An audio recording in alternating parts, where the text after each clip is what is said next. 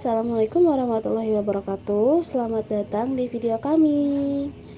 Yang pertama, saya ingin mengucapkan terima kasih kepada Bapak Dalmeri selaku dosen pengajar kami yang telah memberikan kami kesempatan untuk menyampaikan materi yang berjudul Pemberantasan Korupsi Menurut Islam. Tetapi sebelum kita melanjutkan materi, izinkan saya memperkenalkan kelompok saya, kami dari kelompok 2 yang beranggotakan Rina Andari, saya sendiri Sasti Maulida Farhani, dan juga Rahmadinda Awalia. Oke, selanjutnya saya akan membacakan pendahuluan atau brain warming. Yang pertama, dari tahun ke tahun, kasus korupsi di Indonesia terus meningkat. Sebagai negara yang mayoritas masyarakatnya menganut agama Islam, hal ini tentu sangat ironis karena jelas agama Islam mengharamkan korupsi dan mengajarkan bila seseorang diberi sesuatu wewenang, maka dia harus menjalankan wewenang tersebut dengan sifat amanah dan jujur. Memang tindakan korupsi tidak mengenal agama, maksudnya apapun agamanya, bila seseorang sudah memiliki niat untuk melakukan korupsi, maka tetap tindakan korupsi tersebut akan terjadi. Akan tetapi, setidaknya jika seseorang tersebut sudah mengamalkan ajaran-ajaran agama Islam dalam kehidupan sehari-harinya, maka niat untuk melakukan tindakan korupsi harusnya dapat dihindari ya. Dengan demikian, dapat dikatakan penerapan nilai-nilai agama dalam kehidupan sehari-hari serta bersosialisasi mengenai tindakan korupsi dan berbahayanya dapat menjadi salah satu cara untuk mencegah tindakan korupsi, bahkan mengurangi tindakan korupsi itu sendiri. Oke, selanjutnya kita akan menjelaskan pengertian korupsi itu sendiri. Di sini kami mengambil ada 3 pengertian dari beberapa ahli. Yang pertama ada menurut Robert Klitgard dalam Fazan 2015 halaman 147. Korupsi adalah tingkah laku yang menyimpang dari tugas-tugas resmi sebuah jabatan negara karena keuntungan status atau uang yang menyangkut pribadi. Lalu yang kedua ada menurut Islam, korupsi lebih ditunjukkan sebagai tindakan kriminal yang secara prinsip bertentangan dengan moral dan etika keagamaan. Karena itu tidak terdapat istilah yang tegas menyatakan istilah korupsi. Dengan demikian, sanksi pidana atas tindak pidana korupsi adalah takzir, yaitu bentuk hukuman yang diputuskan berdasarkan kebijakan lembaga yang berwenang dalam suatu masyarakat. Dalam Sumarwoto tahun 2014. Selanjutnya ada menurut Undang-Undang Nomor 31 Tahun 99 tentang pemberantasan tindak pidana korupsi. Yang termasuk dalam tindak pidana korupsi adalah setiap orang yang dikategorikan melawan hukum, melakukan perbuatan memperkaya diri sendiri, menguntungkan diri sendiri atau orang lain atau suatu korporasi, menyalahgunakan kewenangan maupun kesempatan atau sarana yang ada padanya karena jabatan atau kedudukan yang dapat merugikan keuangan negara atau perekonomian negara. Nah, dari beberapa pengertian di atas dapat kita simpulkan ya bahwa korupsi adalah perbuatan penyalahgunaan kekuasaan atau wewenang untuk memperkaya atau menguntungkan diri sendiri atau orang lain yang dapat merugikan keuangan dan perekonomian negara. Korupsi dalam Islam digolongkan sebagai suatu perbuatan yang tercela dan pelakunya dikualifikasi sebagai orang-orang yang munafik, zalim, fasik, dan kafir, serta merupakan dosa besar yang ancaman hukumannya selain had dan ta'zir adalah neraka jahanam. Oke, sekarang sudah paham ya pengertian korupsi. Selanjutnya saya akan menjelaskan macam-macam korupsi dalam Islam. Yang pertama ada ghulul atau penggelapan. Ghulul itu merupakan perbuatan menggelapkan kas negara atau baitul mal yang pada awalnya dalam literatur sejarah Islam menyebutnya dengan mencuri harta rampasan perang atau menyembunyikan sebagiannya untuk dimiliki sebelum menyampaikan ke pembagian. Lalu yang kedua ada rishwah atau penyuapan. Berdasarkan bahasa Arab, rishwah yarswi yang berarti upah, hadiah, komisi, atau suap. Secara terminologi, rishwah adalah suatu pemberian yang diberikan seseorang kepada hakim, petugas, atau pejabat tertentu dengan tujuan yang diinginkan kedua belah pihak, baik pemberi maupun penerima. Lalu yang ketiga ada namanya ghazab atau mengambil paksa hak atau harta orang lain. Gazab adalah mengambil harta atau menguasai hak orang lain tanpa izin pemiliknya dengan unsur paksaan dan terkadang dengan kekerasan serta dilakukan dengan cara terang-terangan. Karena ada unsur terang-terangan, maka gazab berbeda dengan pencurian di mana salah satu unsurnya adalah pengambilan barang secara sembunyi-sembunyi. Karakteristiknya yang pertama, ada batasan tanpa izin pemilik, maka bila ada yang mengambil barang berupa titipan atau gadai, jelas tidak termasuk perbuatan gazab tetapi khianat. Terdapat unsur paksaan atau kekerasan, terdapat unsur terang-terangan. Selanjutnya ada khianat atau pengkhianatan. Kata khianat berasal dari bahasa Arab yang artinya sikap ingkarnya seseorang saat diberikan kepercayaan. Selanjutnya ada al-maksu atau pungutan liar. Secara istilah, al-maksu dapat diartikan perbuatan yang berupa mengambil apa yang bukan haknya dan memberikan kepada yang bukan haknya pula. Perbuatan ini diidentikan kepada pungutan liar yang biasanya terjadi ketika seseorang akan mengurus sesuatu yang kemudian dibebankan sejumlah bayaran oleh pelaku pemungut liar dengan tanpa kerelaan dari orang yang dipungutnya tersebut. Oke, terima kasih teman-teman atas waktunya. Selanjutnya akan disampaikan oleh teman saya yaitu Rahman Awalia. Kepadanya dipersilakan. Oke, terima kasih Sasti. Berikutnya saya akan menjelaskan tentang hukuman terhadap koruptor dalam Islam. Banyak argumen mengapa korupsi dilarang keras dalam Islam. Selain karena secara prinsip bertentangan dengan misi sosial Islam yang ingin menegakkan keadilan sosial dan kemaslahatan semesta, korupsi juga dinilai sebagai tindakan pengkhianatan dari amanat yang diterima dari pengerusukan yang serius terhadap bangunan sistem yang akuntabel.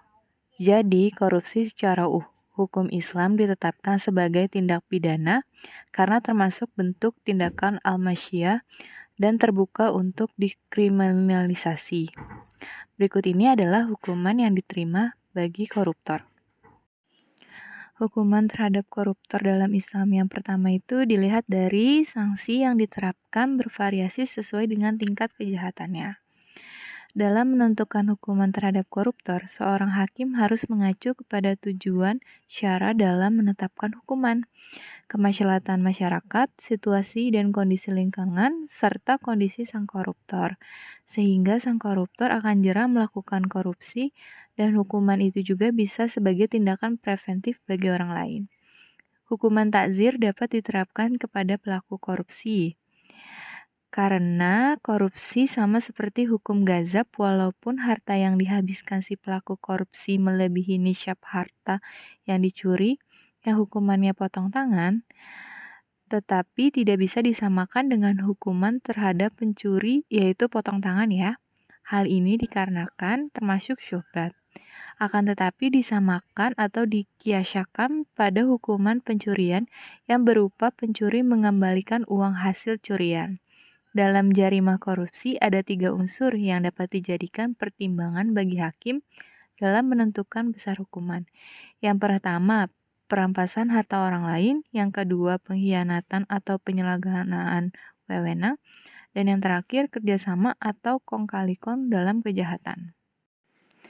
Nah, dari ketiga unsur tersebut, selanjutnya tergantung kepada kebijaksanaan akal sehat, keyakinan dan rasa keadilan hakim yang didasarkan pada rasa keadilan masyarakat untuk menentukan hukuman nih bagi si pelaku korupsi. Meskipun seseorang hakim diberi kebebasan untuk memberikan takzir, namun dalam menentukan hukuman, seseorang hakim hendaknya memperhatikan ketentuan umum pemberian sanksi dalam hukum pidana Islam, yaitu 1. Hukuman hanya dilimpahkan kepada orang yang berbuat jarima. Tidak boleh orang yang tidak berbuat jahat dikenakan hukuman. Yang kedua, adanya kesengajaan.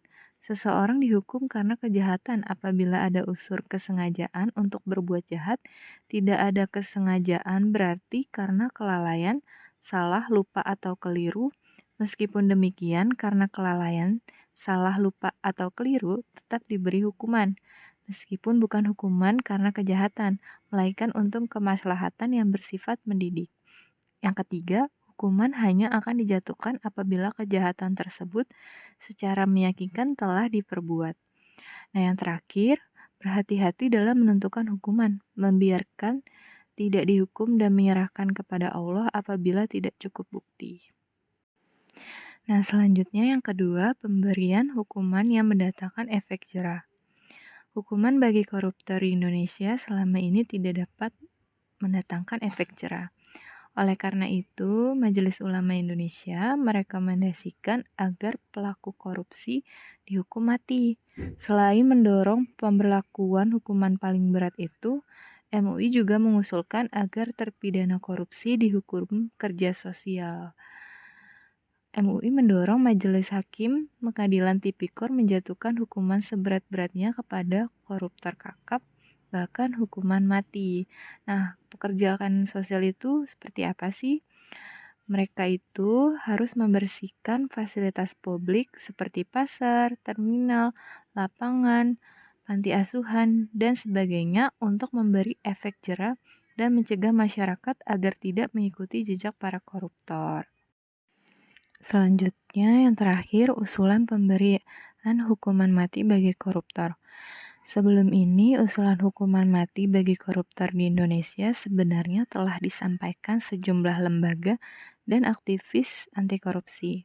Para pelaku korupsi cenderung tidak punya rasa malu lagi, bahkan tak jarang mencalonkan diri untuk meraih jabatan di pemerintahan. Rekomendasi itu kemudian disampaikan kepada Susilo Bambang Yudhoyono yang dulu masih menjabat sebagai Bapak Presiden Republik Indonesia. Namun hingga kini belum ada realisasi dari KPK, Komisi Pemberantasan Korupsi, yang menyatakan sepakat nih dengan hukuman mati bagi para koruptor. Oke, slide selanjutnya tentang hukum memanfaatkan hasil korupsi. Korupsi dikatakan haram karena dilihat dari berbagai aspek. Berikut ini adalah aspek-aspek yang menyebabkan korupsi itu haram hukumnya. Yang pertama, curang dan penipuan. Yang kedua, hianat. Yang ketiga, ania atau zolim. Dan yang terakhir, suap dan gratifikasi. Setelah kita mengetahui mengapa korupsi itu diharamkan, maka akan dijelaskan mengenai memanfaatkan hasil dari korupsi. Memanfaatkan yaitu memakan, mengeluarkannya untuk kepentingan ibadah, sosial, dan lain sebagainya. Memanfaatkan harta kekayaan yang dihasilkan dari tindak pidana korupsi tidak berbeda dengan memanfaatkan harta yang dihasilkan dengan cara-cara ilegal lainnya. Karena harta yang dihasilkan dari tindak korupsi sama dengan harta perampasan, curian, hasil judi, dan sebagainya. Jika cara memperolehnya sama, maka hukum memanfaatkan hasilnya pun sama. Dalam hal ini, ulama fikih sepakat bahwa memanfaatkan harta yang diperoleh dengan cara-cara yang ilegal adalah haram. Sebab pada prinsipnya harta itu bukanlah milik yang sah, melainkan milik orang lain yang diperoleh dengan cara yang terlarang. Nah, pembahasan selanjutnya tentang bahaya korupsi dalam kehidupan. Kalau dilihat dari bidang ekonomi nih, korupsi merusak perkembangan ekonomi suatu bangsa. Pertama, jika dalam sebuah negara terjadi korupsi, maka investor akan sulit untuk menginvestasikan kepada negara tersebut. Kedua, bila terjadi korupsi di sekitar pemerintahan, maka sulit dipastikan pertumbuhan ekonominya tidak berjalan. Kalau dilihat dari bidang politik, simpelnya politik dekat dengan kekuasaan. Bila sesuatu kekuasaan terbukti adanya korupsi, maka pemerintah dan penguasa tersebut akan buruk di mata masyarakat. Hasilnya masyarakat tidak akan patuh dengan pemerintahan tersebut. Di samping itu, korupsi akan memicu terjadinya instabilitas sosial politik dan integritas sosial karena terjadi pertentangan nih antara penguasa dan rakyatnya. Oke, slide selanjutnya bahaya korupsi dilihat dari bidang keamanan dan ketahanan. Korupsi juga menyebabkan tidak efisiensinya tingkat keamanan dan ketahanan nasional.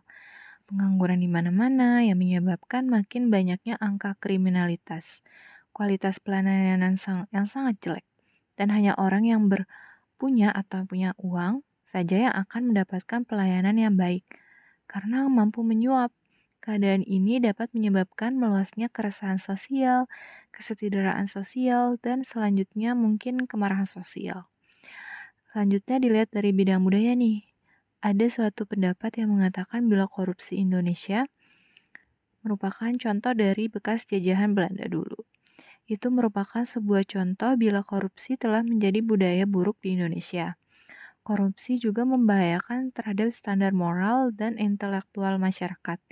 Ketika korupsi merajalela, maka tidak ada lagi nilai utama atau kemuliaan dalam diri masyarakat sebagai makhluk yang berbudaya. Nah, yang terakhir dilihat dari bidang agama ya. Korupsi menimbulkan kekacauan di bidang agama. Bantuan-bantuan yang diberikan oleh para dermawan kepada mustahlik tidak tersalurkan dengan baik, misalnya lembaga amil zakat yang mengurangi atau tidak memberikan kepada orang yang berhak menerimanya. Akibatnya angka kemiskinan semakin tinggi dan makin banyak orang-orang yang menderita kelaparan. Oke, slide selanjutnya nih cara pemberantasan korupsi menurut Islam. Yang pertama, sistem penggajian yang layak. Yang kedua, larangan menerima suap dan hadiah. Yang ketiga, perhitungan kekayaan. Yang keempat, teladan pemimpin. Kelima, hukuman setimpal. Dan yang terakhir, pengawasan masyarakat. Oke, selanjutnya saya serahkan kembali ke Sasti ya. Alhamdulillah telah selesai materi kami pada hari ini. Untuk selanjutnya saya akan mencoba untuk mengambil simpulan. Yang pertama, korupsi adalah perbuatan penyalahgunaan kekuasaan atau wewenang untuk memperkaya atau menguntungkan diri sendiri atau orang lain yang dapat merugikan keuangan dan perekonomian negara. Islam membagi istilah korupsi ke dalam beberapa dimensi, yaitu ghulul, rishwah, ghazab, kemudian khianat, dan al-maqsud. Sanksi yang dapat diterima oleh pelaku yaitu seperti sanksi yang diterapkan bervariasi sesuai dengan tingkat kejahatannya. Pemberian hukuman yang datangnya efek jera dan hukuman mati. Bahaya dari korupsi bila ditinjau dari beberapa aspek tertentu yang ada pada kehidupan, contohnya dalam bidang ekonomi, yaitu bila terjadi korupsi di sekitar pemerintahan, maka sudah dipastikan pertumbuhan ekonominya tidak akan berjalan. Dalam bidang politik, dalam bidang keamanan dan ketahanan, contohnya pengangguran di mana-mana yang menyebabkan makin banyaknya angka kriminalitas. Cara pemberantasan korupsi menurut Islam yaitu sistem penggajian yang layak, larangan menerima suap dan hadiah, perhitungan kekayaan, teladan pemimpin, hukuman setimpal, dan juga pengawasan masyarakat. Baiklah teman-teman, saya kira segitu dulu yang dapat kami sampaikan. Mudah-mudahan apa yang kami sampaikan pada video kali ini dapat memberikan manfaat bagi orang banyak. Dan saya ucapkan terima kasih kepada Padang Mary atas waktunya. Lalu kepada teman-teman kami yang tersayang, kurang lebihnya mohon maaf. Wassalamualaikum warahmatullahi wabarakatuh.